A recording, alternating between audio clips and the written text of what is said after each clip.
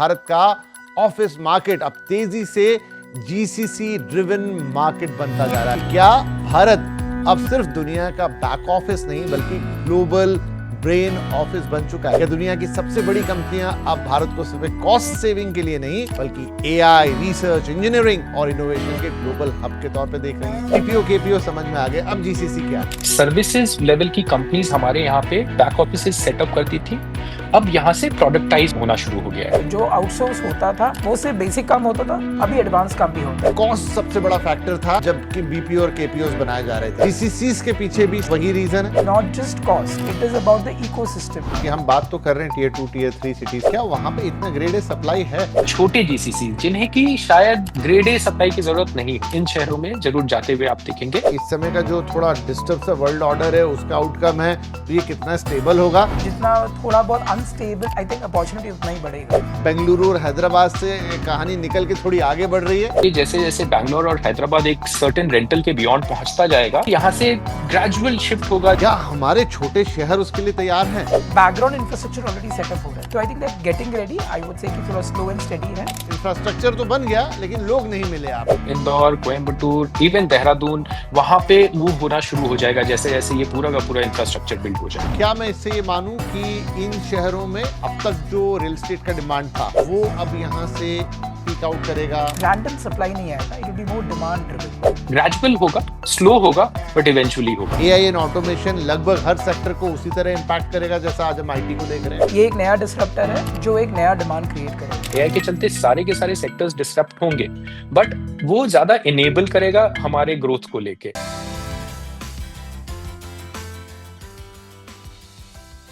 Hello, welcome and बहुत बहुत स्वागत है आपका सीएनबीसी आवाज पर। आप देख रहे हैं the real asset show powered by signature global और आपके साथ मैं हूं आपका होस्ट विपिन भट्ट। एक बार फिर से लेकर हाजिर हैं आपका मनपसंद शो जहां पर रियल एस्टेट की बात तो होती है लेकिन जरा गहराई के साथ और डेप्थ में जाकर और कुछ ऐसे टॉपिक्स के ऊपर खास तौर पे जिनको आम तौर पे डिस्कस नहीं किया जाता या थोड़ा बचते हैं लोगों ने करने से।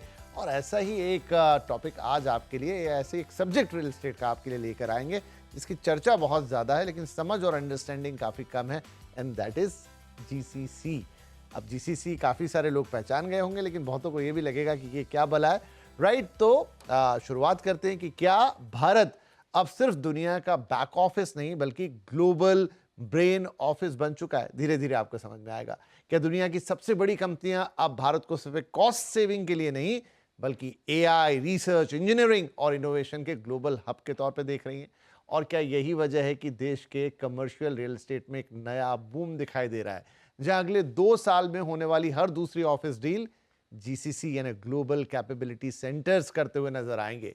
तो कॉलियर्स इंडिया की एक ताजा रिपोर्ट ये बता रही है कि 2021 से अब तक जीसीसीज ने देश में करीब 118 million square feet grade A office space lease पर ऑलरेडी ले लिया है। H1 2026 यानी जून से लेकर अब तक का वक्त, उसमें कुल ऑफिस लीजिंग का 46%, ऑलमोस्ट हाफ जीसीसीज के नाम रहा है और 2027 तक ये 50% भी हो सकता है। यानी भारत का ऑफिस मार्केट अब तेजी से जीसीसी ड्रिवन मार्केट बनता जा रहा है। लेकिन एक बड़ा सवाल यहां आएगा, क्या ये ग्रोथ सिर्फ बेंगलुरु और हैदराबाद जैसे शहरों तक सीमित रहेगी या चेन्नई, पुणे, मुंबई, दिल्ली, एनसीआर में भी हमें ये सब कुछ दिखाई देगा? और उसके बाद टियर 1 टियर 2 की हम बात करते रहते हैं, टियर 3 की भी बात होती है आजकल, तो क्या वहां तक ये सब कुछ पहुंचने वाला है? क्या एआई और नई टेक्नोलॉजी के दौर में भारत दुनिया का एक सबसे बड़ा इनोवेशन हब बनने की राह पे निकल गया है? और इस पूरी कहानी का फायदा किसे मिलेगा? क्या डेवलपर्स को, रीट्स को, निवेशकों को यानी आप लोगों को, और ऑफिस मार्केट को कितना फायदा? इन्हीं सवालों को आज हम थोड़ा टटोलेंगे, जानने की कोशिश करेंगे आज के इस एपिसोड में। और इसके लिए 2 खास मेहमान आमंत्रित हैं। स्वागत करते हैं, हमारे साथ स्टूडियो में मौजूद है विमल लाडार साहब, नेशनल डायरेक्टर कॉलियर्स इंडिया और हेड ऑफ रिसर्च भी, जिन्होंने ये रिपोर्ट आपके लिए तैयार की है। और साथ ही जुड़ रहे हैं अमल मिश्रा साहब, जो कि अर्बन वॉल्ट के सीईओ हैं, क्या फ्लैक्स कंपनी और एक उसके यंग एंटरप्रेन्योर। बहुत बहुत स्वागत अमल आपका भी। तो आइए शुरुआत करते हैं। तो देखिए, कुछ हाइलाइटर्स तो विमल जी मैंने बता दिए, लेकिन मैं आपसे समझना चाहूंगा कि जीसीसी इन इंडिया आपकी इतनी डिटेल्ड रिपोर्ट क्या कह रही है, क्या पिक्चर दिखा रही है? शुक्रिया। आई थिंक आपने काफ़ी अच्छी तरीके से एक समरी बता दिया, जहाँ पे आई थिंक जीसीसीज एक वक्त एक सिर्फ एक आउटसोर्सिंग डेस्टिनेशन करके उसको माना जाता था। उस आउटसोर्सिंग डेस्टिनेशन के लेबल से now it is considered to be as a major strategic hub. तो विमल साहब, थोड़ा सा आपको बीच में टोक रहा हूँ। हाँ बहुत सारे दर्शक आज भी ना जीसीसी को, मतलब वो शायद टर्म से तो वाकिफ हैं, हाँ जी, कि ग्लोबल कैपेबिलिटी सेंटर, हाँ, एग्जैक्टली ये क्या होते हैं, क्यों होते हैं, क्यों भारत में आ रहे हैं, ये इनको आइडिया नहीं। तो हम पहले ठीक है। बेसिक से चले Basic जाते से दे हैं। देता व्हाट हूँ। Is GCC? तो I think I try to simplify as much as possible. I think जब इस दशक की शुरुआत हुई थी अराउंड 2019 एंड 2000, आई थिंक एक पूरा एक वेव था अबाउट बीपीओ एंड केपीओ। हाँ जी, आई थिंक हम सब वाकिफ हैं बीपीओ एंड केपीओ से। पिक्चरें बन गई उस पर तो। Exactly, business processing units and knowledge processing units. So ये बेसिकली क्या थे? प्राइमरीली एक आउटसोर्सिंग डेस्टिनेशन था। हम काम करते थे, हमारे लोग काम करते थे बाहर वालों के लिए, राइट। एंड बाहर वाले इन द सेंस बाहर की जो कंपनियां हैं as well as multinational corporations, उनका जो पूरा एक वैल्यू चेन है, अगर हम मानते हैं कि शुरू से बेस से होके देयर आर 5 स्टेप्स, तो उसमें से जो इनिशियल स्टेप्स है, कुछ स्टेप्स हमारे यहाँ पे आउटसोर्स करते थे, जो हमारे लोग करते थे। हाँ, तो उसको थोड़ा और सिंप्लीफाई करने के लिए एक सवाल और जोड़ देता हूँ। हाँ जी, मतलब बाहर की कंपनियां बाहर के देशों के लिए इंडियंस काम करते थे। बराबर। अक्सर वो नाइट शिफ्ट हुआ करती Night थी, shift, क्योंकि round the clock, अलग-अलग countries के लिए अलग-अलग cater कंट्रीज करते के लिए अलग टाइम। अब इम्पोर्टेंट ये है कि ये इसकी जरूरत क्यों पड़ी थी? क्यों इंडिया, मतलब दूसरी कंपनियां इंडियंस से इंडिया के अंदर ऐसा काम करवा रही थी? दो इंपॉर्टेंट चीज़ें हैं। Obviously I think talent pool हमेशा से ही था। I think availability of talent और कॉस्ट सो कॉस्ट सबसे इंपॉर्टेंट था कि हमारे यहाँ पे स्किल्ड लेबर अवेलेबल थे, और स्किल लेबर वाज मैं एस्टिमेटेड बोल सकता हूँ मोर देन हाफ कम रहता था। इतना रिड्यूस होता था, और ये कारण था, और टैलेंट रहता था। इसी कारण वो लोग आउटसोर्स करते थे, ताकि वो लोग अपना मार्जिन्स पे फोकस कर सकते हैं, as well as more value added operations में फोकस कर सकते हैं। तो ये सारा चीज़ हम जैसे इंडिया हो गया, चाइना हो गया, पार्ट्स ऑफ वियतनाम हो गया, फिलीपींस हो गया, यहाँ पे आउटसोर्स करना शुरू किया था। और इसमें भी 2 पार्ट थे, एक तो बिजनेस प्रोसेसिंग था, एक नॉलेज प्रोसेसिंग था। नॉलेज प्रोसेसिंग थोड़ा एडवांस था उसमें। So all this included return, oral communication, everything. So that's how the trend started, I think beginning. And I think लगभग तो हमारा जो आम दर्शक है वो कॉल सेंटर्स को जानता है, जहाँ रात में बैठ के आपको बीपीओ सेंटर्स, बीपीओस थे, जहाँ जवाब देने पड़ते थे, कंज्यूमर केयर की तरह काम करता था। बराबर, मोर सपोर्ट सिस्टम। फ्रंट एंड कुछ नहीं करते थे। तो अगर बाहर की एबीसी एक्स कंपनी रहती थी, वो एक पर्टिकुलर इन्वेस्टमेंट बैंकिंग में इन्वॉल्व रहते थे, उसका जो बैक एंड बेसिक ऑपरेशंस रहता था वो हमारे पास आता था। हमें मेनली शायद नहीं पता होगा कि इसका एंड आउटपुट कैसे होगा, हम सपोर्ट फंक्शन की तरीके से बिहेव करते थे, यही हमारा रोल था। So we were basically outsourcing destinations, हमें बीपीओ कहा जाए या केपीओ कहा जाए, यहाँ से शुरुआत हुआ था। राइट। तो ये तो हो गया कि आपने कहा कि रेफरेंस के लिए कि बीपीओ केपीओ क्या होता है, ये समझने के लिए कि जीसीसी क्या होता है। बीपीओ केपीओ समझ में आ गए, अब जीसीसी क्या है? अब जीसीसी है कि ये जो सेंटर है जिसको हम बीपीओ केपीओ कहते हैं, जहाँ पे से बेसिक ऑपरेशंस कंडक्ट करते थे, जहाँ पे हम सब सपोर्ट की तरह बिहेव करते थे, उस रोल से हमारा रोल एलिवेट होके हम एडवांस स्टेजेस ऑफ वर्क और advance stages of business process, उनका जो फंक्शन है उसमें भी हम पार्टिसिपेट करने लगे। सो आई थिंक हमारा जो वर्क का रोल था, जो आउटसोर्स होता था, वो सिर्फ बेसिक काम होता था, अभी एडवांस काम भी होता है। तो हम काफ़ी हद तक उनका जो फ्रंट एंड ऑपरेशंस रहता था उसमें भी हम भागीदारी करते हैं। So I think nature of work has changed over time from basic support to advance support. तो अगर मैं सिंपल शब्दों में बोलूँ, बेसिक सपोर्ट से एडवांस सपोर्ट। अच्छा, बात समझ में आ गई। तो हम ऐसा समझ सकते हैं कि वही बीपीओ ही है, वही केपीओ है, लेकिन उसका लेवल बहुत हाई हो गया है, स्केल काफी बढ़ गया है, उसका वर्क का नेचर काफी बढ़ गया है, एंड उनका जो फोकस है इंडिया में, क्योंकि अभी कैसा होता है कि नाउ वो लोग डेडिकेटेड इंडस्ट्री लेवल पे सेटअप कर रहे हैं, सो दैट वो लोग अच्छी तरीके से बाहर से मैनेज कर पाए, and there is closer monitoring of operations क्या होता है। Mainly it is the type of work. तो समझ लीजिए कि कोई एक टेलीकॉम कंपनी है, ठीक है, और वो पहले अपने कस्टमर्स को इंडिया से सपोर्ट करवा रही थी through BPO, through to an level KPO. अब आप कह रहे हैं कि वही कंपनी, अब ये तो 3rd और 4th लाइन का काम हो गया था, लेकिन अब जो उनके मेन काम है, मेन ऑपरेशंस हैं, जो कुछ है, वो सारा काम भी इंडिया को दे रही है, और उसी को आप कह रहे हैं ग्लोबल कैपेबिलिटी सेंटर। अच्छा, ये बात तो क्लियर हो गई विमल साहब। अब एक और बात, आपने कहा कि कॉस्ट सबसे बड़ा फैक्टर था हाँ जी। जबकि बीपीओ और केपीओस बनाए जा रहे थे, क्योंकि एक कंपनी है कहीं की लेकिन काम कहीं और करा रही है। टैलेंट चलो मिल रहा है आपको, सस्ते में मिल रहा है, और शायद रियल एस्टेट भी सस्ता मिल रहा होगा। Of course. अब क्या बीपीओ मतलब सॉरी जीसीसीस के पीछे भी सेम टू सेम वही रीजन है? To begin with I think GCC in some way, जैसे हम बीपीओ केपीओ तो लास्ट 15-20 साल से है ही। I think primarily it was only talent as well as real estate cost. I think वो ड्राइवर तो अभी है ही, लेकिन आई थिंक अभी जो शेप किया है, अभी जो रूप लिया है, it is entirely very different. It is almost like Indian company अपने ही देश में एक पर्टिकुलर सिटी और माइक्रो मार्केट में ऑफिस सेटअप करती है, जो जो कंसिडरेशंस वो लोग देखते हैं which is beyond just cost. So it is very important कि इनका ये जो ऑपरेशन इंडिया में आउटसोर्स होता है वो उनका मेन ऑपरेशन के साथ उतना ही सीमलेसली कंबाइन हो। तो वो लोग काफ़ी और फैक्टर्स भी देखते हैं। So it is not just cost, it is about the ecosystem, it is about it is about how seamlessly ये वाला फंक्शन उनके ब्रॉडर फंक्शन के साथ अलाइन होता है। इट इज़ ऑल्सो अबाउट वो लोग इस लेवल तक जाते हैं कि एम्प्लॉई को एक्सपीरियंस कैसा मिल रहा है, वो लोग किस माइक्रो मार्केट में रह रहे हैं, ये सब फैक्टर्स उनके लिए बहुत इंपॉर्टेंट रहते हैं। और इंडिया उनको ये सब कुछ दे रहा है? इंडिया ये सब कुछ दे रहा है। राइट। तो अभी ये जीसीसी में इतना ज्यादा ये सब लीजिंग वगैरह हो रही है, तो सिर्फ इंडिया ही वो हॉट सेंटर है या दूसरे देश भी हैं जहां ये सब हो रहा है? नहीं, so in terms of I think जब केपीओ बीपीओ का वेव आया था, I think there are other outsourcing destinations भी हैं जो साउथ ईस्ट एशिया में है।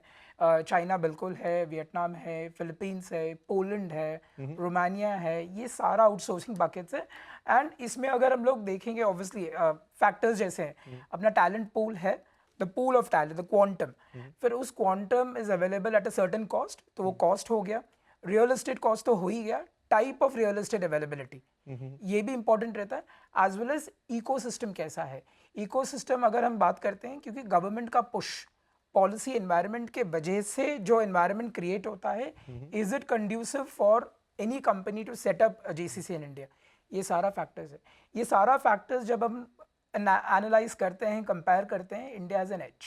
Right, India has an edge. Clearly okay, कुछ और भी सवाल मेरे मन में रहेंगे जीसीसी इन पर्टिकुलर के बारे में, लेकिन जरा अमल को भी इंक्लूड कर लेते हैं बातचीत में। काफी देर से वो हमें बैठ के सुन रहे हैं और बेंगलुरु से हैं, जीसीसी से क्लोजली मिलके काम करते हैं। तो अमल देखिए, आज हम दर्शकों को थोड़ा बताने की कोशिश कर रहे हैं। जीसीसी सबने सुना जरूर है, लेकिन टेक्निकली कम समझते हैं लोग उसको कि हो क्या रहा है। जीसीसी जीसीसी बहुत छपता रहता है पेपर में, हम यहाँ बात करते हैं। तो विमल ने एक बेस तो बना दिया। Do you want to add something to that जो दर्शकों को और थोड़ा सा क्लैरिटी दे दे? Absolutely, absolutely. विमल जी ने काफ़ी अच्छे तरीके से जीसीसी का बहुत ही आसानी तरीके से उन्होंने एक्सप्लेन किया। इसमें एक ही चीज़ मैं ऐड करना चाहूँगा कि जीसीसीज़ जो होते हैं, जो पहले सर्विसेज़ लेवल की कंपनीज़ हमारे यहाँ पे बैक ऑफिसेज़ सेटअप करती थी, अब यहाँ से प्रोडक्टाइज़ होना शुरू हो गया है। हम इंडिया में अब प्रोडक्ट्स बिल्ड करना शुरू कर चुके हैं, ज़्यादा आर-एन-डी पीसेज़ सेटअप हो रही हैं। सो अब इंडिया एज़ अ मार्केट को या इंडिया को बस सर्विसेज़ लेवल पे नहीं देख के ऐसी कंपनीज़ को या ऐसा सेटअप करते हैं जहाँ पे कि प्रोडक्ट ड्राइव किया जाए। इनके खुद के बिज़नेस यूनिट्स होते हैं। ये हम आपके रेवेन्यू सेंटर्स की तरह ड्राइव हो रहे हैं।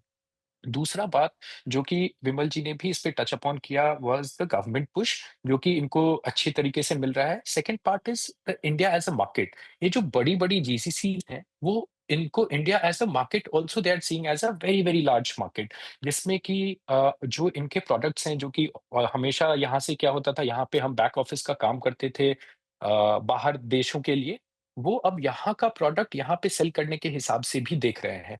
तो जीसीसी जो पहले आप समझिए कि सर्विस लेवल कंपनीज़ जो पहले ही ऐसा होता था कि बस बैक ऑफिस का काम कर रही हैं, अब ज़्यादा प्रोडक्ट लेवल के काम कर रही हैं। उसके अलावा आपके आर-एन-डी सेंटर्स सेटअप हो रहे हैं। जीसीसीज़, माइक्रो जीसीसी जिनके कि बहुत छोटे-छोटे आर-एन-डी सेंटर्स भी इंडिया में सेटअप हो रहे हैं। और ये सारा का सारा चेंज आया है। अ, एक और जो इम्पोर्टेंट फैक्टर है जिसमें कि सोशल इंफ्रास्ट्रक्चर जो हमारा पिछले काफ़ी सालों से इम्प्रूव हुआ है। ग्रेड ए ऑफिसेज़ जिस तरीके से बिल्ड हो रहे हैं, जो सोशल इंफ्रास्ट्रक्चर उसके अराउंड है। तो अब उनको ये कॉन्फिडेंस है कि अब हमें हमें बस बैक ऑफिसेस नहीं, बट ऐसा ऑफिस सेटअप कर सकते हैं जो कि इंडिया में बिल्ड हो फॉर द वर्ल्ड। राइट, बहुत अच्छी डेफिनेशन है। It's not just back office, बाकी कंपनी का एक main office almost like in head office जो कि मेड इन इंडिया हो। अब विमल साहब थोड़े और सवाल इसमें आएंगे कि बैकएंड पे जो बीपीओ केपीओ होते थे तो काफ़ी लोगों को जॉब्स दी उस समय, लेकिन वो सारी जॉब्स लो एंड जॉब्स होती थी, बस आपको इंग्लिश अच्छी बोलनी आती हो और आपको कोई ऐसा खास स्पेशलाइजेशन नहीं चाहिए था। करेक्ट। इसमें किस तरह के लोगों को जॉब मिल रहा है, कौन काम कर रहा है ये जीसीसीस के अंदर? नहीं, इसमें आई थिंक मैं अल बोरो फ्रॉम अमल जी जो कह रहे थे, आई थिंक जिस तरीके से type of work is changed from purely service oriented to product development, तो I think the requirement of talent and the requirement of expertise भी चेंज हुआ है। फ्रॉम merely वर्बल कम्युनिकेशन से I think we are talking about technical talent in the field of services as well as in the field of product development. Product development also includes R&D. तो अगर हम लोग basic qualification करें तो I think engineers से लेके जो research के फील्ड में है वो भी आएंगे, बिकॉज हम जब सेक्टर्स बात कर रहे हैं, एक तो टेक्नोलॉजी है, Right. सो टेक्नोलॉजी में डेफिनेटली सॉफ्टवेयर हार्डवेयर इंजीनियर्स दोनों आ जाते हैं। We are talking about health care sector, we are talking about engineering manufacturing में प्रोडक्ट डेवलपमेंट आता है। प्रोडक्ट डेवलपमेंट में अगेन पीपल फ्रॉम R&D आ जाता है। फिर आई थिंक एक सिंपल वे इसको अंडरस्टैंड करने के लिए ये है कि अभी जीसीसी लगभग हर सेक्टर में प्रेवलेंट है। Okay. तो अगर हम लोग अकाउंटिंग फाइनेंस की बात करेंगे, so a person with an accounting finance background is qualified. अगर हम R&D की बात करेंगे, person with qualification research engineer is qualified.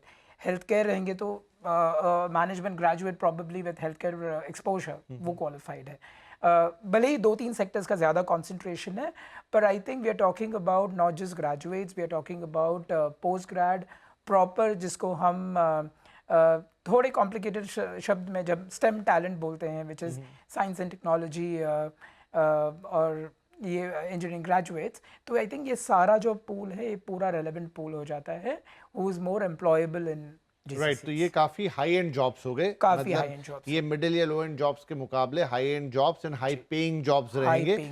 विमल, इससे ये चीज भी होगी क्या कि इस तरह के जॉब्स बता रहे हैं जिस तरीके से आप डिफाइन कर रहे हैं, वैसे ये हाई एंड टैलेंट कई बार फॉरेन जाता था और वहां जाके इन कंपनियों को सर्व करता था जी। अब इसका ये मतलब भी समझे कि ये टैलेंट देश में ही रहेगा और यहीं पे उन कंपनियों को सर्व करेगा?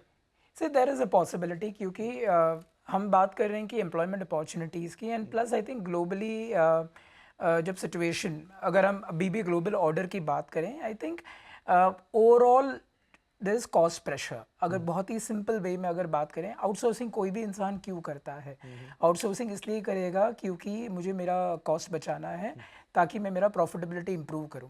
Globally given the situation, given business conditions, geopolitical environment, I think cost pressures है, इसीलिए वो आउटसोर्स कर रहे हैं। तो I think it's a very win win situation India के लिए, जहाँ पे आई थिंक हमारे इस देश में हमारे एक फेवरेबल एनवायरनमेंट में जॉब अपॉर्चुनिटीज़ क्रिएट हो रही हैं, जहाँ पे डायरेक्टली इनडायरेक्टली हम बाहर वालों के लिए काम कर रहे हैं। क्योंकि अभी अगर हम देखेंगे जो बाहर जाके पढ़ाई भी करते हैं, I think job market generally I think her country का डिफरेंट है। तो I think it's a very competitive pool, जहाँ पे अगर एक इंसान एक फ्रेश ग्रेजुएट पहले एसेस करता था कि मुझे बाहर ही जाना है, आई एम श्योर अभी वो एसेस कर पाएगा कि मेरे पास इक्वली कंपेलिंग अपॉर्चुनिटी इंडिया में भी है, इंडिया में बिल्कुल, और बिल्कुल इवेलुएट करने लायक है। Because we are talking about बड़े कंपनियां जो बाहर ऑपरेट करती हैं, वही लोग इंडिया में ऑपरेट कर रहे हैं। और जैसे अमल भी जी बोल रहे थे, ये पूरा एक वैल्यू चेन है। वैल्यू चेन इसलिए भी है बिकॉज यहाँ पे बन के यहीं पे वापस बिकेगा, because ultimately India is a big consumption market. वाकई में ये बड़ी मतलब दिमाग के द्वार खोल देने वाली बातें हैं कि किस तरीके से पूरा सिनेरियो चेंज हो रहा है। अच्छा, now coming to your report, explain तो आई थिंक काफ़ी कर दिया हमने कि जीसीसी क्या है, किस तरीके से काम कर रहा है, वो पूरा एंड टू एंड क्या, क्यों बना जीसीसी, क्यों रिक्वायरमेंट आ रही है जीसीसी की, ऑल ऑफ सडन कहाँ से इतने जीसीसी आने लग गए, तो ये पूरा आई थिंक डॉट सब हमने दर्शकों के लिए कनेक्ट कर दिए। अच्छा, आपकी रिपोर्ट सर ये कह रही है, जो मेजर पार्ट है इसका, कि 2021 से अब तक जीसीसीज ने इंडिया में ग्रेड ए ऑफिस को 118 मिलियन स्क्वायर फीट इतना लीजिंग कर लिया है, which is a record leasing, और ये टोटल ऑफिस लीजिंग का 37% है। और अगर इस साल की ही बात कर दें 2026 की, उसके H1 में जून से मतलब जनवरी से जून तक ये 37%, इस पर्टिकुलर पीरियड के लिए 46%, यानी आधी से ज्यादा ऑफिस लीजिंग सिर्फ जीसीसी के नाम पर हो रही है। How good this numbers are, और ये क्या कहानी कह रहे हैं? आई थिंक ये exactly to an extent mirror कर रहा है जो ट्रेंड्स चेंज हो रहे हैं ग्लोबल ऑर्डर पे। जहाँ पे I think it is clearly indicating of the fact that बड़े कंपनियां प्रेशर में हैं, cost pressures, and hence there is more outsourcing happening. And इसमें से ऑब्वियसली हमारे एनालिसिस ये भी कहता है कि यूएस बेस्ड कंपनी से सबसे ज़्यादा है। ज़्यादा आउटसोर्सिंग Okay. आता है, more than 60%, and then followed by European counterparts. एंड ये भी दर्शाता है कि it is not just about, as I said, technology नहीं है, इसमें बहुत सारा पोल है, एंड ये बहुत ही stable and growing trend indicate हाँ, कर मैं रहा है। ये भी पूछना चाह रहा था हाँ कि जी। क्या ये इस समय का जो थोड़ा डिस्टर्ब सा वर्ल्ड ऑर्डर है उसका आउटकम है, तो ये कितना स्टेबल होगा या ये लॉन्ग टर्म चीज है? इनफैक्ट मैं ये कहूँगा कि आई थिंक ये सब शुरू हुआ था बिफोर स्टेबिलिटी हिला। हाँ, yes. इनफैक्ट जितना जितना थोड़ा बहुत अनस्टेबल या फिर थोड़ा आई थिंक अपॉर्चुनिटी उतना ही बढ़ेगा, हाँ, हाँ, So, ये कैटलिस्ट की तरह काम कर गए। कैटलिस्ट की तरह काम करेगा, so in a way it will work in our favour. But I think it is a very normal business sense, जहाँ पे आपके पास एक रिसोर्स पूल है जो लोअर कॉस्ट में है, जो क्वालिटी कॉम्प्रोमाइज़ नहीं करता है, तो आप चाहोगे कि आप उसको आउटसोर्स करोगे rather than having those people on roll at a higher cost, आप उसको आउटसोर्स करोगे। तो I think there is definitely a very long term business proposition. तो इंडिया के हिसाब से भी ये काफ़ी स्ट्रॉन्ग ड्राइवर है, बिकॉज आई थिंक अगर हम बेसिक लीजिंग ट्रेंड्स भी देखेंगे, टेक्नोलॉजी इन जनरल, आप अगर जीसीसी को साइड में रखते हैं, इन जनरल इंडिया में टेक्नोलॉजी, सर्विसेज लेड टेक्नोलॉजी जो है, ये मेजर ड्राइवर है। So around 45-50% of the leasing हमेशा से ही लास्ट 10 साल पकड़ लेते हैं, मेजरली टेक्नोलॉजी कंपनी से ही आता था। वो जो प्रपोर्शन है कहीं ना कहीं 45% से होके 30-35% आया है, स्टिल अ डोमिनेंट प्रपोर्शन। अभी एक तरीके से कहेंगे कि एआई हो रहा है, ऑटोमेशन हो रहा है, कि क्या टेक्नोलॉजी का शेयर, ऑफिस लीजिंग कम हो रहा है, but at the same time I think we have a new, क्या अगर कहूँ तो new kid in the block in the form of GCC, जहाँ पे pure play technology company may not be leasing, but there are tech led GCCs which are leasing. Okay. So in a way tech is still playing a role, हाँ, हाँ, हाँ, क्योंकि GCC के pool में भी technology का ही majority share है। Okay. लगभग आप 40% पकड़ लो, टेक्नोलॉजी बेस्ड कंपनीज हैं। उसके बाद आपका इंजीनियरिंग, मैन्युफैक्चरिंग सब उसके बाद आता है, बीएफएसआई उसके बाद है, इंजीनियरिंग उसके बाद। So technology is still a big pool. So इसीलिए मुझे तो स्ट्रांगली लगता है कि it is here to stay. In fact I think ये trend next at least near term में, नेक्स्ट 2 साल में, it is easily going to form 40-50% of the overall office space demand. और एंड ऑल्सो आई थिंक क्या question देता है कि ये सिर्फ एक सेक्टर डोमिनेंट नहीं है, राइट? जब हम बोल रहे हैं कि अगर ये 40% है, बीएफएसआई इज अबाउट 22-23% बीएफएसआई है, इंजीनियरिंग मैन्युफैक्चरिंग जो है वो अबाउट 16% है, and I think there is a conscious attempt to build ecosystem, right. जो हम आगे बात करेंगे। तो I think there is definitely more merit, I feel strength है इसमें, इस ठीक बात है। पे, and just not a short term blip या फिर ऐसा राइट। नहीं है। तो आई थिंक अमल इस पर हमें, और क्योंकि अमल तो डायरेक्टली वो ऑफिस लीज कर रहे हैं और उस जगह पर बैठे हुए हैं, तो अमल मुझे बताइए कि अभी विमल साहब ने बहुत बड़े आंकड़े दिए कि स्टिल टेक्नोलॉजी वो है पूरे उसको लीड कर रही है। अच्छा, साथ में एक सिनेरियो और जोड़ देता हूँ। अभी इंडियन आईटी कंपनी जो कि बड़ा डोमिनेंट फैक्टर थी मार्केट में, उनकी स्थिति बहुत अच्छी नहीं है एआई के कारण और वो तमाम चीज़ें, तो क्या वो जो झटका इंडियन आईटी कंपनीज को लगा है, उनका कितना मार्केट शेयर था वो आप बताएंगे कि कितनी वो लीजिंग करते थे या वो फिर बाहर ही करते थे जो कुछ करते थे? तो क्या जीसीसी की लीजिंग उनका जो थोड़ा सा कंस्ट्रेंट आ गया है या इश्यूज हो गए हैं उसको कंपनसेट कर रहा है? कैसे जा रहा है ये पूरा बैलेंस, कैसे बन रहा है? जी। एक एक मैं इस पे एक और पॉइंट ऐड करना चाहता हूँ कि ये जो 2021 से 2025 का जो डेटा है वो बहुत ही कांस्टेंट रहा है और बहुत स्ट्रक्चरल है, इसमें कोई स्पाइक नहीं है। तो अगर हम देखें कि इसमें और जीसीसी का कंट्रीब्यूशन इसमें बहुत ज़्यादा धीरे-धीरे बढ़ता जा रहा है और और उसका मेन कारण सेक्टर डाइवर्सिफिकेशन है। ये ऐसा नहीं है कि हम एक किसी सेक्टर पे डिपेंडेंट हैं, चाहे इंडियन आईटी कंपनी हो, चाहे किसी टेक कंपनी हो। इनफैक्ट काफ़ी स्ट्रक्चरल है ये एक अगर आप देखेंगे कि डाइवर्सिफाइड फॉर्म में है, बीएफएसआई में अलग तरीके से हमारे पास आ रहे हैं कंपनीज़, इंजीनियरिंग जीसीसीज़ हैं, मैन्युफैक्चरिंग जीसीसीज़ हैं। मैं एक एग्ज़ाम्पल देता हूँ आपको, इनफैक्ट इंडियन आईटी कंपनी की आपने बात करी, वो भी, और मैं एक डिफरेंट पहलू बताता हूँ फ्लेक्स स्पेसेस का, क्योंकि मैं फ्लेक्स स्पेस साइड से आता हूँ, मैनेज्ड ऑफिसेज करते हैं। विप्रो जैसी कंपनी ने अभी क्योंकि इनको स्पीड चाहिए, वो लोग भी फ्लेक्स स्पेसेस की तरफ मूव होना शुरू हो रहे हैं और विप्रो को भी रिक्वायरमेंट रहा है ऑफिस स्पेस का। हमने अभी जस्ट उनके लिए ऑलमोस्ट 3000 सीटर ऑफिस किया है मुंबई में, और वो they are doing it for a external GCC. So if you see, right, what is going to happen is that your Indian IT companies also in the longer run will gravitate towards providing services to these larger GCCs and all. And वो trend हम धीरे धीरे देखेंगे। Shorter term में हम देखेंगे कि शायद ये बड़ी बड़ी IT companies, Indian IT company, शायद उनका एक छोटा सा ब्लिप आए जिसमें कि वो इतने स्पेसेस नहीं साइन करें, बट ये भी लॉन्ग रन में उसी डायरेक्शन में जाएंगे जिसमें कि ये आउटसोर्स तरीके से जीसीसीज के लिए काम करना शुरू करेंगे। और इनफैक्ट हमारे साथ तो फ्लेक्स स्पेसेस में ये लोग बड़ी बड़ी इंडियन आईटी कंपनीज भी उस डायरेक्शन में अब मूव कर रही है। राइट। तो सही कह रहे हैं, मतलब आप दोनों ही जो बात मुझे बता रहे हैं, मतलब वो मैं जो अपने हाइलाइटर्स बना के लाया था उसमें भी यही था कि जीसीसीज का मतलब not only IT nowadays, BFSI का बहुत बड़ा हिस्सा है। आपने जैसे कहा Vimal sir, engineering and manufacturing percentage TV पे लगातार आ रहे हैं, हेल्थ केयर एंड कंसल्टिंग, तो ये तो बड़े बड़े मतलब सेक्टर्स हो गए। लेकिन माइक्रोसॉफ्ट लेगी या गूगल ही लेगा या अमेजॉन, वो दो चार नाम जो सुनते थे उससे आगे जाके जीसीसीज में कंपनीज आ रही हैं, राइट जी। तो अब परसेंटेज वाइज आपने कहा अभी भी 50% these technology giants will have the space within GCC. within GCC. Within GCC, technology has a major space, but I think BFSI भी है, और इसके हिसाब से I think so अभी capability centers क्यों बोल रहे हैं? So I think from merely BPO unit से ये जो टर्म है that itself means कि it's an ecosystem being created. जैसे अगर हम कंपैरिजन करें, एक दौर था जहाँ पे SEZ सेटअप होता था which is more dedicated export oriented units. Similarly I think ये larger clusters फॉर्म हो रहे हैं। तो जहाँ पे आई थिंक अगर हम टेक की बात करें, I think Bangalore Hyderabad still as a major market from tech, from a lot of there are lot of advantages जिसकी वजह से वो वहाँ पे ये सेक्टर ड्राइव करता है। अगर हम बीएफएसआई बात करें, बीएफएसआई का मेजर मार्केट्स कहाँ आ रहा है? Mumbai and Pune. Okay. Similarly अगर हम इंजीनियरिंग बात करें तो I think again it's more of Chennai. So it is diversified, broad based, और उसके अकॉर्डिंगली मार्केट स्पेशलाइजेशन क्लस्टर्स बन रहे हैं स्पेसिफाइड, जो उनके लिए, बिकॉज हर एक जो सेक्टर है, सेक्टर में जो कंपनी ऑपरेट करती है उनके लिए कुछ प्री रिक्विजिट होगा। जैसे टेक्नोलॉजी के लिए definitely talent pool at a certain cost, proximity to universities ये रहेगा।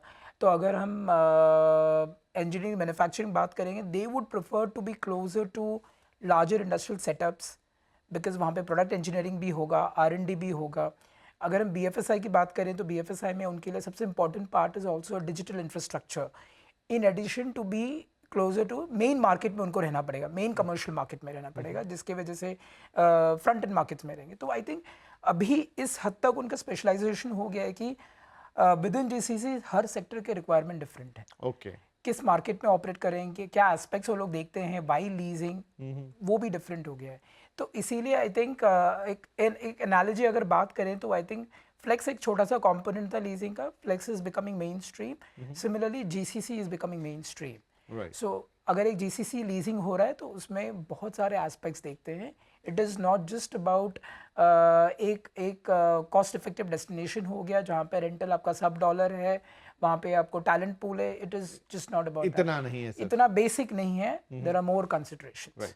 हालांकि आप ही की रिपोर्ट के हिसाब से Bengaluru and Hyderabad are the two major center, और दोनों ने, क्योंकि आपका पूरी रिपोर्ट में रेफरेंस है फ्रॉम 2021, करेक्ट। सो 2021 से लेके अभी तक 60% से ज्यादा जो GCC लीजिंग है सिर्फ ये दो सिटीज को ही मिल रहा है। हाँ। तो क्या ये एक तरफ से ये नहीं है कि कंसंट्रेशन सारा इधर ही जा रहा है? आई थिंक इसका एक अलग नज़रिया इस तरीके से देखना चाहिए कि जैसे मैं कह रहा था कि from a sector perspective, sector diversification. जैसे आगे वही पॉइंट आता है आपकी रिपोर्ट में कि अगर हम चेन्नई की बात करें, चेन्नई की बात करें तो वहां पर ये लीजिंग 2021 के मुकाबले टिल 2025 5 टाइम्स हो गया। 5 टाइम्स हो गया। Chennai has seen exponential growth, और अगेन आपको ये कंफर्ट भी देता है कि ये जो ट्रेंड दिख रहा है जहाँ पे बैंगलोर हैदराबाद 60% है एंड मेजॉरिटी वहीं पे कंसंट्रेशन है, अगेन ये एग्जैक्टली मिरर करता है हमारा नॉर्मल ऑफिस ट्रेंड्स। ओके। अगर आप नॉर्मल ऑफिस मार्केट भी देखेंगे, टेक्नोलॉजी मार्केट कौन से हैं? हैदराबाद और Bangalore Hyderabad, and we know the reason for that. ऐसा नहीं कि दिल्ली NCR नहीं है, दिल्ली NCR भी है, पर प्राइमरी मार्केट्स ये दोनों हैं। Primary markets Mumbai is always seen as a more diversified right market, market, right जहाँ पे राइट। आईटी भी है, जहाँ पे बीएफएसआई भी है, जहाँ पे कॉर्पोरेट्स भी है। पुणे, चेन्नई अगेन आईटी है, पर वहाँ पे इंजीनियरिंग मैन्युफैक्चरिंग का टच है। So again it comes to the part of underlying economic drivers, so it's all related. ऐसा नहीं कि सडनली जाके किसी ने सेटअप कर दिया और वहाँ पे वो स्पेशलाइज हो गया। I think you are taking advantage कि इनहेरेंट ग्रोथ ड्राइवर्स क्या है, फिर सपोर्टेड बाय पॉलिसी पुश। और हर स्टेट ने, काफी सारा स्टेट्स ने अपना स्पेसिफिक पॉलिसी तो निकाला ही है, because they all want to grab नहीं नहीं, बिल्कुल ये सही बात है। मैं अमल से भी पूछूं, आजकल काफी सारे स्टेट चीफ मिनिस्टर्स जब बात करते हैं तो वो जीसीसी का इस्तेमाल करना नहीं भूलते कि हमारे यहाँ भी हम जीसीसी के लिए पॉलिसी बना रहे हैं। तो now GCC is a buzzword, जहां भी आप जाओ। तो आपका कुछ रियल मतलब ऑन द पेपर एक्सपीरियंस जहां पर ये बेंगलुरु और हैदराबाद से कहानी निकल के थोड़ी आगे बढ़ रही है? जी। सो मैं तो एक अपना पर्सनल एग्जांपल बताता हूँ। मैं खुद बिहार से आता हूँ और हमने अभी एक इवेंट किया है, बिहार जीसीसी पॉलिसी के अराउंड, जिसमें कि अच्छा। बिहार आईटी मिनिस्टर आए थे, वहाँ से आईटी सेक्रेटरी आए थे, उन्होंने अपना जीसीसी पॉलिसी लॉन्च किया। हमारे साथ पार्टनरशिप का ये रखते करने के लिए कि they will want to push. तो अब बिहार जैसे स्टेट ने भी अपना एक जीसीसी पॉलिसी लॉन्च करने का शुरू किया है। जिस तरीके से अभी अगर हम देखें कि वैसे तो 60% बैंगलोर और हैदराबाद कर रहा है, लेकिन हर एक बड़ी कंपनी, हर एक बड़ा जीसीसी को एक +1 का स्ट्रैटेजी है, जिसमें कि अपने मेन हब के साथ उनको टियर 2, टियर 3 सिटीज में भी प्रेजेंस बनाना है। ये थोड़ा इंपॉर्टेंट है। स्लो हो सकता है, हाँ। ये थोड़ा-सा उस स्पीड से नहीं चल सकता है, लेकिन वो ग्रेजुअल रहेगा, बट वो इवेंचुअली होगा, जिसमें कि आप देखेंगे कि इवेंचुअली आपके 10 से 12 माइक्रो मार्केट्स ऐसे रहेंगे जो कि अभी तो 70-75% डिमांड ड्राइव कर रहे हैं, बट इवेंचुअली वो पाई धीरे-धीरे कम होगा और ये छोटे-छोटे शहरों में भी जाके सर्कुलेट होगा। अभी ऑलरेडी इंदौर, जयपुर, कोयंबटूर वहाँ पे देख रहे हैं। हम खुद देहरादून जैसे शहर में, वहाँ पे देख रहे हैं जहाँ पे कि कंपनीज़ वहाँ पे अपना सेटअप बनाना चाहती हैं। तो धीरे-धीरे ये ग्रेजुअल रहेगा, ईज़ियर है, क्योंकि जैसे हमने बात किया कि बैंगलोर, हैदराबाद में ये पूरा इकोसिस्टम है। चाहे टेक इकोसिस्टम हो, चाहे टैलेंट हो, चाहे सोशल इंफ्रास्ट्रक्चर हो, ग्रेड ए ऑफिसेज़ हैं। बट ये इसके बाद धीरे-धीरे जैसे-जैसे बैंगलोर और हैदराबाद एक सर्टेन रेंटल के बियॉन्ड पहुँचता जाएगा, ये यहाँ से ग्रेजुअल शिफ्ट होगा, जिसमें कि एक छोटे शहरों में जाएगा, जिसमें कि टियर 2, टियर 3 शहरों में ये ज़रूर जाएगा, but it will B gradual. It might not just happen in the next 1 और 2 years, it will be slow, but eventually ये होगा ऐसा। राइट। तो विमल, ये बड़ा इंटरेस्टिंग हो जाएगा। अक्सर मैं पिछले कई और शोज में भी बात कर चुका हूँ कि what about tier 2 and tier 3। कई बार ये बात आती है कि GCCs are looking for tier 2 tier 3 cities, जो भी रीज़न है। लेकिन ये जो 4-5 पॉइंटर्स हैं कि talent, cost, social infrastructure, connectivity और भी एक दो चीज़ें, क्या हमारे छोटे शहर उसके लिए तैयार हैं? तैयार हो रहे हैं, हो रहे हैं। हो रहे हैं, क्योंकि अगर आप कुछ स्टेट स्पेसिफिक पॉलिसीज देखेंगे, including Maharashtra, Karnataka, other states also, उस पॉलिसी के हिसाब से भी it is also about ensuring कि ग्रोथ मेजर सिटी में ना कॉन्सेंट्रेट होके बाकी सारी जो tier 2 cities and as well as sister cities और सैटेलाइट सिटीज़ रहेंगे, उनको भी डेवलप करने की एक फोकस तो ज़रूर है। तो उसके हिसाब से आई थिंक पैरेलली ऐसा नहीं कि ये सिर्फ जीसीसी की वजह से टियर 2 टियर 3 सिटी में ग्रोथ हो रही है। आई थिंक लास्ट कुछ सालों में काफ़ी डेफिनेट फोकस है इंफ्रास्ट्रक्चर डेवलप करने के लिए, एजुकेशन इंस्टीट्यूशंस आने के लिए। आई थिंक वो बैकग्राउंड इंफ्रास्ट्रक्चर ऑलरेडी सेटअप हो रहा है। तो I think that getting ready, I would say कि थोड़ा स्लो एंड स्टडी है। तो इसमें एक पुराना रेफरेंस लेके आता हूं। I am not sounding negative, but बात करना जरूरी है। बिल्कुल। कि अब जब भी हम जीसीसीज में tier 2 tier 3 cities and beyond Hyderabad and Bengaluru बात करना चाहते हैं, तो once upon a time IT के लिए जयपुर में कोशिश हुआ, फेल हो गया। चंडीगढ़ में कोशिश हुआ, फेल हो गया। कोलकाता में कोशिश हुआ, फेल हुआ। लखनऊ में भी कोशिश हुआ, फेल हो गया। तो ये 4 शहर तो मैंने अभी ही गिना दिए। इसके अलावा दिल्ली एनसीआर नॉर्थ में जरूर एक नाम है, लेकिन वो बेंगलुरु हैदराबाद जैसी चमक नहीं रखता। तो क्या कुछ प्रैक्टिकल इश्यूज हैं, या तो टैलेंट पूल नहीं मिलता जैसा चाहिए, या और कौन सी अड़चन है कि कोशिश की गई आईटी के लिए? वो आईटी पार्क्स आप भी जाके देखते हैं तो अभी भी बने हुए हैं, लेकिन वहां कुछ होता नहीं है। क्या वो चीज दिमाग में है कि जब हम जीसीसीज के लिए थे, हालांकि वक्त अलग था, आज वक्त काफी बदल चुका है, there is a huge gap, but Yes. Still एक रेफरेंस आएगा दिमाग Yeah, में। I know. So I think मेरे पास शायद I should be able to fill this gap. हाँ। I think the difference ये है कि तभी एक फोकस पॉलिसी पुश नहीं था, नहीं था, ओके। अभी एक पॉलिसी पुश है। और अगर आप state specific policy push policy incentives को अगर डिटेल में रीड करेंगे, I think it's a mix of physical and non physical incentives.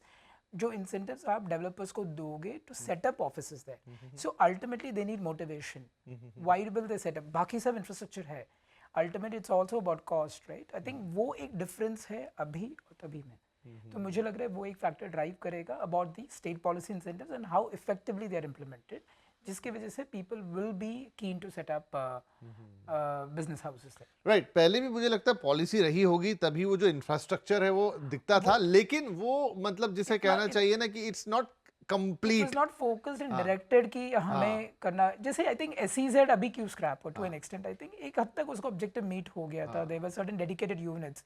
उस हिसाब से I think it is important to have this, अगर हम उसको SBUs बोल सकते हैं, strategic business units, it's important कि वो एक क्लस्टर फॉर्म हो।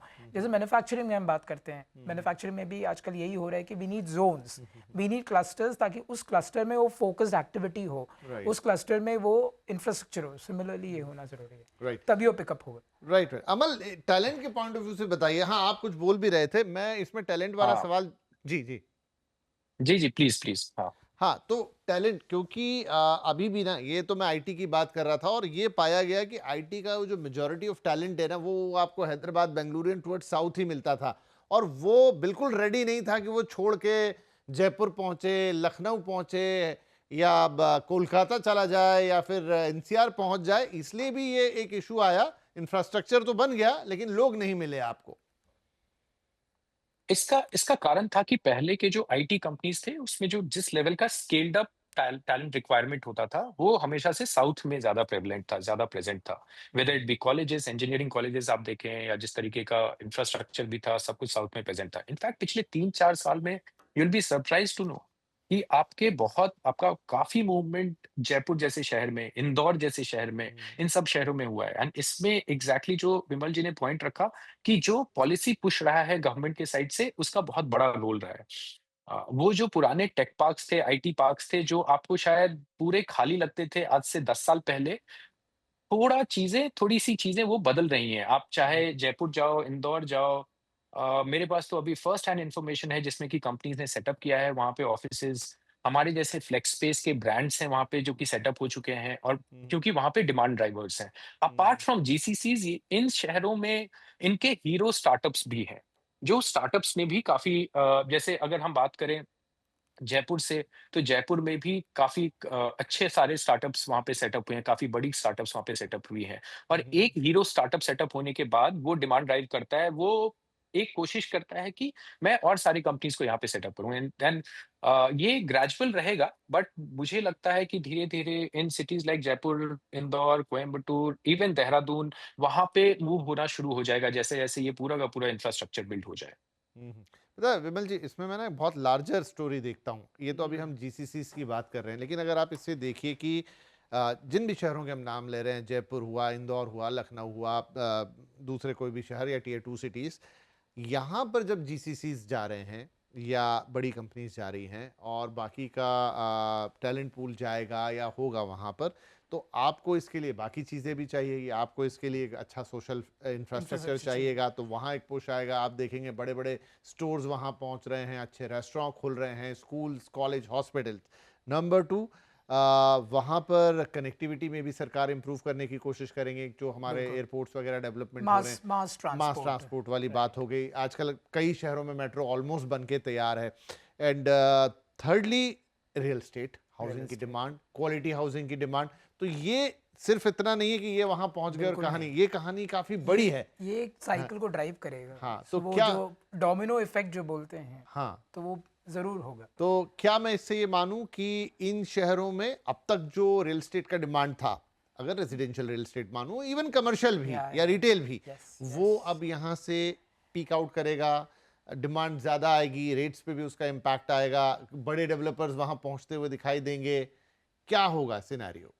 नहीं, ये बिल्कुल होगा, पर आई थिंक ये सब एक पर्टिकुलर पेस पे होगा अचानक से। I think people will be cautious before expanding into these markets, but I think already हमने वो देखा है कि ग्रेडियस स्पेसेस जा रहे हैं। बिकॉज अब जब आप कैंपसेस सेटअप करते हैं, आप बिल्ड टू सूट कैंपसेस ज़्यादा सेटअप करेंगे, तो आई थिंक एक अगर बड़ा कैंपस आ गया तो फिर वो ड्राइव करेगा दूसरा एक्टिविटी के लिए। The difference will be, I think, compare to a Delhi, Bombay, Bangalore markets, I think random supply नहीं आएगा, it will be more demand driven.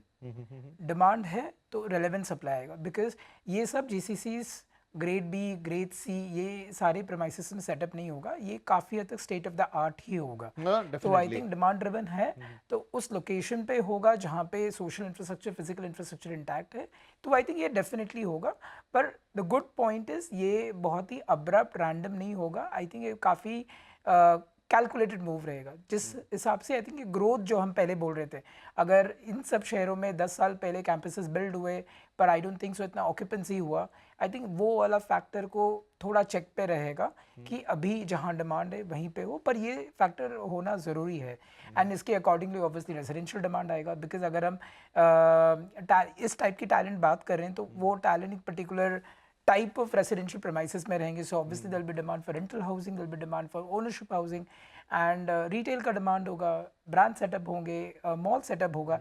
तो I think it is about creation of an ecosystem. आप tier 2 city में शहर के अंदर बात करें या शहर के बाहर बात करें, आई थिंक ये नया clusters and real estate activity ज़रूर ड्राइव करेंगे। और ये एक अच्छी उम्मीद इनफैक्ट की इसमें तरह- बस ऐड करते हुए, हाँ हाँ जरूर। सॉरी, एक था कि साउथ में भी अगर आप बैंगलोर देखें, बहुत सालों तक कर्नाटका में बस बैंगलोर रहा है। एक डेटा पॉइंट था कि बैंगलोर में इन्फोसिस एक अकेला एम्प्लॉयर था जो कि बड़े स्केल पे करता था बैंगलोर में एम्प्लॉय। वो 2021 तक 8,000 सीट्स का या 10,000 लोगों को एम्प्लॉय करती थी। आज की डेट में पिछले 4 साल में बैंगलोर में 25,000 लोग एम्प्लॉयड हैं जो कि आउटसाइड इन्फोसिस है। ओके। तो धीरे धीरे आप देखेंगे कि ये सारा का सारा ट्रेंड चेंज हो रहा है। बैंगलोर एक अकेला जगह था जो कि कर्नाटका में सारा का सारा डिमांड ड्राइव कर रहा था, अब धीरे धीरे बैंगलोर की तरफ पुश हो रहा है। मैसूर में, क्योंकि बैंगलोर मैसूर एक्सप्रेसवे बिल्ड हो गया है, तो कनेक्टिविटी आपका प्रॉब्लम नहीं है, तो मैसूर को भी एक देखा जा रहा है हब की तरह। तो हर शहर में, हर स्टेट में आप देखेंगे कि धीरे धीरे आपके टियर 2 सिटीज, टियर 3 सिटीज धीरे धीरे ग्रो कर रहे हैं। ग्रेजुअल होगा, स्लो होगा, बट इवेंचुअली होगा। एंड विपिन जी, ओवरऑल ये है कि जब हम इकोनॉमिक ग्रोथ के बारे में बात कर रहे हैं, जहाँ पे we are talking about 3 trillion, 5 trillion dollar economy and all, ये कहाँ से ड्राइव होने वाला है? Ultimately it's going to be not these 7, ये 7-8 सिटी, मेजर सिटी हमेशा ही होंगे ही होंगे, but it's also about growth coming from all other cities. Right. तो इसीलिए हम इंडस्ट्रियल इंफ्रास्ट्रक्चर में जो बात कर रहे हैं उसमें इतने सारे नए क्लस्टर्स आने वाले हैं। Similarly services, I think her city का कुछ रोल होने वाला है। इट इज़, अगर हम बोलेंगे ये सिर्फ 7-8 सिटी, क्या ये 7-8 सिटी को नेक्स्ट 20 साल इस देश को ड्राइव करने वाला? बिल्कुल नहीं। तो मैं तो इसको बहुत बड़े पर्सपेक्टिव में देख रहा हूँ सर, कि एक तो सबसे बड़ी बात है कि जो हमारे 7-8 शहर हैं, दे आर ह्यूजली ओवरलोडेड। आप और हम मुंबई में बैठे हैं और अमल भाई बैठे हुए हैं बेंगलुरु में, हम जानते हैं कि सड़क पर निकलने से पहले आपको 2 बार सोचना पड़ता है, एंड एवरीथिंग इज लाइक, वो आगे चल के वाटर क्राइसिस में कन्वर्ट होगा। तो जो एक्स्ट्राऑर्डिनरी लोड ये शहर बियर कर रहे हैं, तो जैसे उन्होंने मैंगलोर का उदाहरण दिया, कुछ हद तक तो उसने बेंगलुरु का प्रेशर कम किया, वो कनेक्टिविटी के थ्रू या कैसे भी। हाँ जी। एंड इसमें I think one factor which is also conducive जो है, I think at an organisation business level, ये जो हाइब्रिड मॉडल है, it is a mainstream model. अभी आई डोंट थिंक सो किसी को सब सर्वेंट वे में देखा जाता है कि अच्छा आप तो वर्क फ्रॉम होम करते हो, आप रिमोट वर्किंग करते हो। It's a standard accepted practice. So even GCC में आई थिंक अमल जी भी स्टार्टिंग में कह रहे थे कि there is always this +1 strategy. So आप अगर बैंगलोर में हो तो पास में एक सिटी में भी आपका एक सैटेलाइट आपको चाहिए, और ये आपका डिफाइंड स्ट्रैटेजी है, और ये आपका डिफाइंड स्टेबल स्ट्रैटेजी है। So you can actually work out of Bangalore for ever also. तो वो जो डिफरेंस है, तो वो भी एक ड्राइव करने वाला। हाँ डेफिनेटली। मतलब मैं इस स्टोरी को बिल्कुल ऐसा देखता हूँ कि जहाँ आखिरी में वो क्वालिटी ऑफ लाइफ पर पहुंचेगा। बहुत सारे लोग हैं, they want to move towards smaller cities because they need peace, they need with similar facilities, yes, जो अभी हो रहा है। हाँ, और दूसरा कि वो अगर 7 या 8 शहर ही ग्रो करेंगे तो बाकी देश कब ग्रो करेगा? तो वो जो टियर 2 टियर 3 की कहानी है, उसका तो आना बहुत ही जरूरी है। फिर अर्बन क्राइसिस तो उसको ऑफसेट कर देगा। फिर जो ग्रोथ होगा भी उसको ऑफसेट कर देगा। और जिस पेस पे हम अर्बनाइज हो रहे हैं, अगर वो 8 ही शहर उसका पूरा बोझ उठाएंगे तो हम मतलब वो बिल्कुल नहीं। बिखर जाएंगे। So this is very important कि ये डिस्ट्रीब्यूट हो छोटे शहरों में, जी। वहां पर भी ग्रोथ के जैसे कहते हैं हब्स बने, जी। वहां पर एम्प्लॉयमेंट आए, वहां पर पूरा इंफ्रास्ट्रक्चर हो ताकि एक इक्वल डिस्ट्रीब्यूशन हो, पैरिटी हो एंड बैलेंस डेवलपमेंट बैलेंस्ड हो और quality of life definitely improve हो सब जगह पे, वहाँ सब भी जगह पे भी, और यहाँ पे। यहाँ पे भी और वहां पे भी। हाँ। राइट। अच्छा सर, आपकी ये रिपोर्ट अभी तो हम मतलब टियर 2 टियर 3 पे नहीं जा रहे, लेकिन विद इन दिस 7-8 सिटीज भी माइक्रो मार्केट्स की बात कर रही है। जी। फॉर एग्जांपल बेंगलुरु में बात हो रही है ORR की, एक व्हाइटफील्ड का भी नाम मैं देख रहा हूँ। जी। हैदराबाद में SBD है, इसके अलावा नॉर्थ बेंगलुरु का नाम आ रहा है, OMR जी, जी, चेन्नई हो गया, खराड़ी पुणे हो गया। तो even in this big cities इसके भी नीश माइक्रो मार्केट्स हैं। कंसंट्रेशन है। तो अगेन इसी में भी अगर आप बोलो, अगर आप कहेंगे कि is it more concentrated and all, but again these trends mirror जो ब्रॉडर ऑफिस ट्रेंड्स है, बिकॉज एक सिटी का इकोसिस्टम है, पर again certain micro markets have certain ecosystem. जैसे मुंबई में front end markets, if you talk about BKC attracts corporates, अगर आप आउटसोर्सिंग की बात करें, data centre IT, that goes to Thane, Navi Mumbai. तो I think it's about city के अंदर फिर कोर एरियाज है। तो आई थिंक अराउंड 10, ये जो 10 मार्केट्स हैं, 10 मार्केट्स अराउंड 60-70% ड्राइव करता है। पर अगेन नॉट नेसेसरी कि वो लोग वहीं पे कॉन्सेंट्रेटेड रहेंगे, because again we have India के ऑफिस मार्केट्स एक मिक्स प्लेटर जैसा है, मल्टीपल मार्केट्स है जिसमें सब डॉलर है, नियर डॉलर है, मार्केट्स अवेलेबल है। And I think office space supply की प्रॉब्लम नहीं है, तो I think people are gradually shifting. And जैसे आई थिंक अमल जी भी बीच में बोल रहे थे कि जैसे रेंटल बढ़ेगा तो they will keep their arbitrage intact. तो आई थिंक ये मूवमेंट होगा ही होगा। राइट। अमल अभी भी कुछ ऐड करना चाह रहे हैं? हाँ अमल। जी। नहीं, मैं इसमें जो मिरर कर रहा है वो यही मिरर कर रहा है कि आपका जो ऑफिस स्पेस डिमांड किस एरिया में था, जहां पे सप्लाई है। जैसे बैंगलोर में अगर हम देखें कि ORR आउटर रिंग रोड है, आउटर रिंग रोड आपका देश का मैक्सिमम डिमांड ड्राइव करता है। वो डिमांड इसलिए ड्राइव करता है क्योंकि मैक्सिमम जो आपके ग्रेड ए स्पेसेस हैं, ग्रेड ए ऑफिसेज हैं पूरे देश में, वो यहाँ पे है। यहाँ के एक एक टेक पार्क, जो अगर मैं बात करूँ, एक मान्यता टेक पार्क है which is like 18 million square feet. एक tech park 18 million square feet का है, जो कि और ग्रो कर रहा है। Likewise other tech parks as well. तो इसलिए जो GCCs हैं उनको क्योंकि grade A facilities, grade A spaces चाहिए, तो ये सारे के सारे जो माइक्रो मार्केट्स हैं विद इन दीज सिटीज, वहां पे उस तरीके का सप्लाई है जहां पे कि क्लोजर्स हो रहे हैं। तो ये इसको अगर आप रिलेट करें टियर 2 सिटीज के साथ भी, तो टियर 2 सिटीज में जहां पे सप्लाई है वहीं पे GCCs भी जा रही हैं इवेंचुअली। लाइकवाइज यहाँ पे भी अगर आप देखें कि बड़े शहरों में जो आपके छोटे माइक्रो मार्केट्स हैं, जहां पे आपके ग्रेड ए बड़े सप्लाईज हैं, वहीं पे क्लोजर्स हो रहे हैं। चाहे ORR हो, व्हाइटफील्ड हो बैंगलोर में, आपका नोएडा एक्सप्रेस वे है, हिंजवड़ी है, या फिर खराड़ी है पुणे में। All of these places have larger tech parks या बड़े पार्क्स हैं, ग्रेड ए सेटअप्स हैं, जहां पे कि ज्यादा क्लोजर्स हो रहे हैं। राइट। विमल, क्विकली एक छोटा सा कमेंट आपसे चाहूंगा कि हम बात तो कर रहे हैं टियर 2 टियर 3 सिटीज की, मेजॉरिटी में टियर 2 सिटीज की, क्या वहां पे इतना ग्रेड ए सप्लाई है? नहीं, अभी नहीं है, लेकिन अभी आएगा। नहीं होगा। जैसे मैंने बोला, डिमांड लेड सप्लाई होगा। ओके।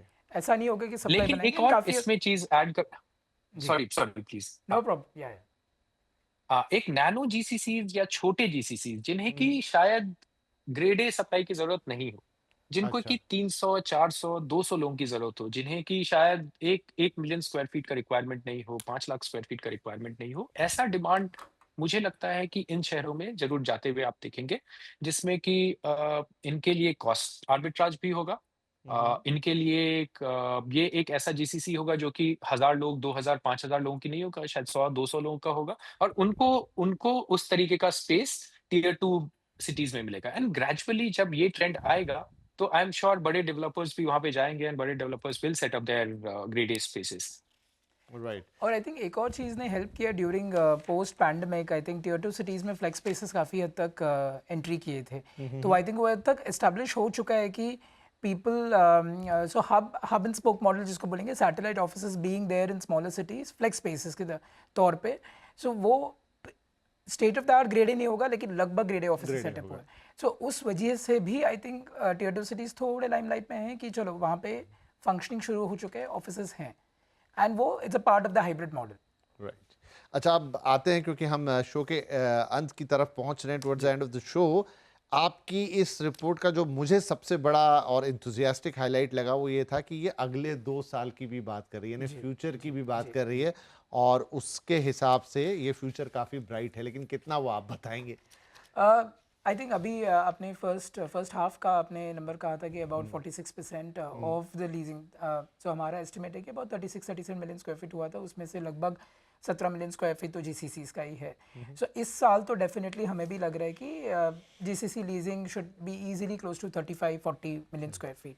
प्रपोर्शन के हिसाब से अगर देखेंगे तो अगेन 40% तो होगा ही, और ये अगर सब कुछ on a very positive optimistic scenario, I think next year तक it should be close to 50% of the overall office space demand. और ये जो हम 35-40 की बात करें, that can go up to 45 million square feet, and the drivers are the same. I think there is focus to set up these centre, और ये तो हम सिर्फ टॉप 7 मार्केट्स की बात कर रहे हैं। जो वो स्पेस लीज आउट होगा बाकी शहरों में, वो तो हम काउंट ही नहीं कर रहे हैं। Okay. तो I think definitely future right intact है, डिमांड ड्राइवर्स इंटैक्ट है, जिसकी वजह से हमें लगता है कि ये एक मेजर, जो हम आजकल कह रहे हैं कि it's going to anchor office space demand in India right. With a diversified base. हाँ, no doubt, वो तो बहुत जरूरी भी है। हाँ, हाँ, वो तभी वो ज़्यादा इंसुलेटेड रहेगा और वो ग्रोथ काफ़ी सस्टेनेबल रहता है। राइट। और मतलब फिर ये बहुत बड़े अगेन एक बड़े कैनवस पे देखें तो आपको सिर्फ एक सर्विस सेक्टर नहीं चाहिए, या सिर्फ टेक सेक्टर नहीं चाहिए, मैन्युफैक्चरिंग भी चाहिए, बीएफएसआई भी चाहिए, वैरायटी चाहिए आपको। वैरायटी चाहिए ना इंडिया में। आई थिंक वो सारा इंफ्रास्ट्रक्चर फुलफिल होता है। आप फिजिकल इंफ्रास्ट्रक्चर बात करें जो इंप्रूव हो रहा है, अभी मेनली डिजिटल इंफ्रास्ट्रक्चर है, because all this is automation led, AI led, engineering discipline सब में। आई थिंक जिसमें हम काफ़ी अच्छा, आपने एआई का जिक्र कर ही दिया, आप दोनों से एक सवाल क्विकली, ये एआई का इतना हल्ला है, क्या ये बहुत बड़ा इम्पैक्ट क्रिएटर ऑलरेडी हो चुका है? अभी आईटी इम्पैक्टेड है, लेकिन क्या बाकी आगे चलते हुए एआई एंड ऑटोमेशन लगभग हर सेक्टर को उसी तरह इम्पैक्ट करेगा जैसा आज हम आईटी को देख रहे हैं? आईटी एक कोई भी एक नया चीज़ को हम डिसरप्टर कहते हैं। Disruptor also leads to new growth. तो सिमिलरली आई थिंक ये एक नया डिसरप्टर है जो एक नया डिमांड क्रिएट करेगा। ओके। तो आई थिंक Yeah. हम इतने लेवल ऑफ स्टार्टअप्स की जो बात कर रहे हैं, जो एआई ऑटोमेशन फील्ड में, वो पहले नहीं थी। तो I think it is also about creation of new demand. तो कहीं ना कहीं ओल्ड ऑपरेशंस, उसमें एफिशिएंसी इंप्रूव होगा, तो वो अगर कहीं ना कहीं कम होगा तो there be new demand. So I think it's just about doing same things in a better way, जिसकी वजह से नया डिमांड है। राइट। अमल? देखेंगे कि एआई नेटिव और इंटेलिजेंट जीसीसी भी आना शुरू हो जाएंगे हमारे यहाँ पे, जो कि हमारे लिए नेक्स्ट ग्रोथ जो फेज का है वो हमें ड्राइव करेंगे, जो कि आपके जीसीसी जो कि कंप्लीटली एआई नेटिव है। और इंडिया में अब कॉस्ट के लिए तो बस नहीं आएंगे, हमारे यहाँ पे एआई ड्रिवन इनोवेशन होगा। आप देखिएगा कि आर&डी के लिए कैपेबिलिटी सेंटर्स बन रहे होंगे। तो ये एआई जबकि डिसरप्ट तो करेगा ही, बट डिसरप्ट बहुत ही पॉजिटिवली करेगा। आप देखेंगे कि हम जैसे हमारा जो रिक्वायरमेंट अभी आना शुरू हो गया है ऑलरेडी, कि वर्क स्पेस का जो रिक्वायरमेंट है वो पूरा का पूरा बदल रहा है। ज़्यादा फ्लेक्सिबल, काफ़ी फ्लेक्सिबिलिटी चाहिए, थोड़ी ज़्यादा टेक एनेबल्ड स्पेसेस चाहिए टीम्स को। तो एआई का डिसरप्शन तो होगा, एआई के चलते सारे के सारे सेक्टर्स डिसरप्ट होंगे, बट वो ज़्यादा इनेबल करेगा हमारे ग्रोथ को लेके। तो उसमें ऐसा नहीं है कि हमें बहुत ही डरने वाली बात है कि एआई बहुत सारा जॉब्स लेके जाएगा, बट अगर एक जगह से जाएगा तो दूसरी जगह पे हमारे पास बहुत सारा काम भी आएगा। तो मुझे ऐसा लगता है, और हम लोग वो देख रहे हैं ऑलरेडी, कि ऑफिसेज़ ज़्यादा अब टेक इनेबल्ड बनते चले जा रहे हैं, जिसमें कि ज़्यादा स्केल अप करना, स्केल डाउन करना, फ्लेक्सिबिलिटी चाहिए, इस तरीके का रिक्वायरमेंट हमारे यहाँ पे आना शुरू हो गया है। तो आप देखेंगे कि चीज़ें बदलेंगी, और चीज़ें इस तरीके से बदलेंगे कि आपका जो डिमांड पहले एक सेक्टर से आ रहा था, अभी मल्टीपल सेक्टर से आएँगे, ज़्यादा एफिशिएंट हो पाएँगे हम लोग। तो मुझे लगता है कि AI will be an enabler of sorts, disrupt it in a very, very good way. Okay. So important ये रहेगा कि फ्यूचर रेडी ऑफिसेज बनाओ, आप फ्यूचर रेडी लोगों को एम्प्लॉय करो, ताकि you stay relevant yes. Always. Right. अच्छा, अब वक्त है इस शो का टेक अवे क्योंकि जी। लेने का, क्योंकि काफ़ी सारी बातें हुई हैं, जो बातें बहुत सारी पॉलिसी लेवल पर भी चली गई, जीसीसी इन्वायरमेंट पे चली गई, why India, what is GCC, तो बहुत सारा ज्ञान हो गया इसमें, और वो भी जानना जरूरी है क्योंकि जब तक बैकग्राउंड नहीं जानेंगे तब तक समझेंगे कैसे। अब मुझे विमल ये बताइए कि एक आम इन्वेस्टर, एक व्यक्ति है जो या तो टियर 1 में भी रह रहा है, मेट्रो में रह रहा है, या टियर 2 में रह रहा है, वो इन सब को, क्योंकि उसे क्या खरीदना है, उसे अपना घर खरीदना है या उसे इन्वेस्टमेंट के लिए घर खरीदना है, उसे बहुत सारे लोग हैं जो हमसे सवाल पूछते हैं कि अभी मैंने कमर्शियल स्पेस में कल ही किसी ने मुझे पूछा भी कि क्या मैं ग्रेड ए ऑफिस में भी इन्वेस्टमेंट कर सकता हूं, तो लोगों के मन में ये सारे सवाल भी होते हैं। तो इस आज की चर्चा से एक कॉमन इन्वेस्टर को, एक कॉमन इंटरेस्ट रखने वाले को, रियल एस्टेट वाले को, वो क्या इसका एक आउटकम लेकर जाए अपने साथ? मुझे ऐसा लग रहा है फ्रॉम क्योंकि हम कमर्शियल की बात कर रहे हैं, तो I think from investment perspective I think REIT बहुत ही नया और इनोवेटिव टूल है, जो आपको एक माध्यम है जिसके थ्रू आप कमर्शियल रियल एस्टेट में इन्वेस्ट कर सकते हो. आई थिंक इट इज़ इम्पॉर्टेंट कि कॉमन इन्वेस्टर रीट को असेस करे from a market performance perspective, उसका स्पॉन्सर कौन है, and again some of the REITs are already present actually tier 1 और tier 2 cities में भी हैं. So I think अगर आप उनके पैरामीटर्स को एनालाइज करेंगे तो आई थिंक वो एक गेटवे है आपको इन्वेस्ट करने के लिए. तो आई थिंक अगर आप कमर्शियल रियल एस्टेट की बात कर रहे हैं, रीट आपके लिए एक बढ़िया इंस्ट्रूमेंट है, as well as fraction ownership platforms भी अभी अवेलेबल है जो बहुत रेगुलेटेड और है. इस कहानी को थोड़ा बड़ा कर दें, इसीलिए मैंने बीच में टियर 2 की चर्चा की इतनी कि अब वहां पर अगर सब कुछ इतना अच्छा होगा या वहां पर एक ग्रोथ आएगी तो डेफिनेटली अगर वहां कोई प्लॉट खरीदेगा तो उस प्लॉट को बेहतर उसमें भाव बढ़ोतरी मिलेगा. मिलेगी, appreciation छोटी का मोटी कोई potential होगा. दुकान भी खरीदेगा तो उसमें उसको भी अप्रिसिएशन potential मिलेगा. कोई घर खरीदेगा खुद रहने के लिए या इन्वेस्टमेंट के लिए और अच्छी जगह खरीदेगा तो जी. उसे भी इन्वेस्टमेंट मतलब एक अच्छा अप्रिसिएशन मिल बिल्कुल सकता बिल्कुल है. ये बिल्कुल. सारे आउटकम भी और इसमें- ये हमने ऑलरेडी एग्जांपल्स देखे हैं. आई थिंक पहले भी हमने एक रिपोर्ट किए थे जिसमें हमने बहुत सारे सिटीज आइडेंटिफाई किए थे जिसके जैसे भी हाँ, रिलीजियस yes, था. yeah. कुछ सिटीज होंगे जो पिलग्रिमेज और रिलीजियस के बेसिस में, कुछ सिटीज जो डेवलप होंगे टूरिज्म की वजह से होंगे, कुछ सिटीज होंगे. तो इट इज इंपॉर्टेंट कि आप अंडरलाइन ड्राइवर को एसेस करें कि उसका पोटेंशियल क्या है, फिर वो लोकेशन कहाँ है करके. जैसे अगर हम पिलग्रिमेज सेंटर्स बात करें तो obviously bed hotels guest houses ये बढ़ेंगे. तो स्पिरिचुअल टर्म्स जैसे बात करें, जैसे अगर हम ऑफिसेस की बात कर रहे हैं तो आई थिंक ऑफिसेस के अराउंड कैचमेंट एरियाज रहेगा जहाँ पे रेसिडेंशियल सेटअप होगा. Maybe it's a good proposition to invest because लोग आएंगे काम करने के लिए, रहेंगे भी. So maybe those are the areas. So I think ये काफ़ी अच्छा समय रहेगा जब आप एसेस करें कि बड़े कंपनीज कहाँ पे ऑफिसेस सेटअप कर रहे हैं और वहाँ के लोग कहाँ रह रहे हैं. क्या उनके खुद के कैंपसेस है या फिर वो लोग बाहर रहेंगे मतलब there is potential. Right. Aman, that's the way to look at. Yes Aman, आप कुछ ऐड करना चाहेंगे टेक अवे में? बियॉन्ड रीट अगर कमर्शियल रियल एस्टेट का एक सिंपल सा फलसफा है वो यही है कि आपका location drives everything else.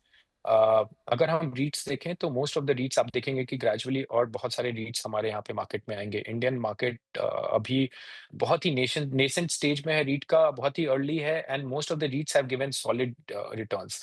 But beyond that अगर हम लोग कमर्शियल रियल एस्टेट की बात करें तो कमर्शियल रियल एस्टेट में अगर आपको इन्वेस्ट करना है तो एक ही चीज देखें, अगर आपका लोकेशन अच्छा है या नहीं है. तो अगर आप टियर 1 में इन्वेस्ट कर रहे हैं और कमर्शियल रियल एस्टेट में इन्वेस्ट कर रहे हैं, can you just see the catchment area is conducive for offices. वहाँ पे आसपास ऑफिस स्पेस का क्या ग्रोथ होने वाला है, इवेंचुअली क्या किस तरीके से होगा, और वो ड्राइवर होगा. बहुत सारे रीजंस उसमें रहते हैं कि क्या वहाँ पे मेट्रो कंस्ट्रक्शन अगले 5 साल होने वाला है, विच वुड मीन दैट वहाँ पे ऑफिसेज का स्लम्प आएगा. अगर किसी तरीके से roads railway something of that sort वो है ऑलरेडी अवेलेबल तो ऑलरेडी ऑफिसेज वहां पे बिल्ड होना शुरू हो जाएंगे. तो ऐसे लोकेशंस अगर आइडेंटिफाई किए जाए, residential is a risk free investment where the returns are not as much, while your commercial is a business जिसमें कि आपके रिटर्न्स अच्छे होते हैं बट स्लाइटली रिस्कियर, क्योंकि आपका जीरो भी हो सकता है because you might not get as much return. So the most important driver मेरे हिसाब से commercial would be the location of that property. किस जगह पे आप वो कमर्शियल स्पेस ले रहे हैं वो सबसे इंपॉर्टेंट पार्ट रहेगा. Very good. चलिए, तो it's all about GCC plus कि हम मतलब एक निवेशक, एक आम खरीदार या आम आदमी व्यक्ति जो कि रियल एस्टेट में इंटरेस्ट रखता है और उसके सहारे बहुत कुछ करना चाहता है, उसके लिए क्या था. तो ये जीसीसी की पूरी कहानी, पूरी अंडरस्टैंडिंग आप देखें, अपने मित्रों को भी दिखाएं, एंड यू नो कि ये द रियल एसेट शो आपके लिए पहले आता है यूट्यूब पर फ्राइडे 9:30 और उसके बाद वीकेंड में आप इसे CNBC आवाज़ पर टीवी पर भी अलग अलग समय पर देख सकते हैं. जहां आपकी पसंद देखिए और अपने विचार हमें ज़रूर बताइए कि आपको शो कैसा लगा, क्या कुछ और जानना चाहते हैं, वो भी कमेंट्स में हम आपको ज़रूर बताएंगे. और बहुत बहुत शुक्रिया विमल साहब और अमल साहब, आप दोनों आए. बहुत अच्छी बातचीत हुई, मेरा भी बहुत ज्ञान बढ़ा, जीसीसी के बारे में अंडरस्टैंडिंग बढ़ी, और मुझे लगता है वो दर्शकों के लिए भी उतनी ही बेहतर रही होगी. और उसके क्या मायने हैं हमारे लिए और आगे चल के हमारे जीवन कैसे बदलेंगे और रियल एस्टेट में कितना स्कोप बनता है इसके लिए, किसी इन्वेस्टर के लिए, किसी भी प्रकार की एक्टिविटी के लिए, आई थिंक वो भी क्लियर हुआ. तो thank you very much both of you, and I hope everybody enjoys the show. धन्यवाद, नमस्कार.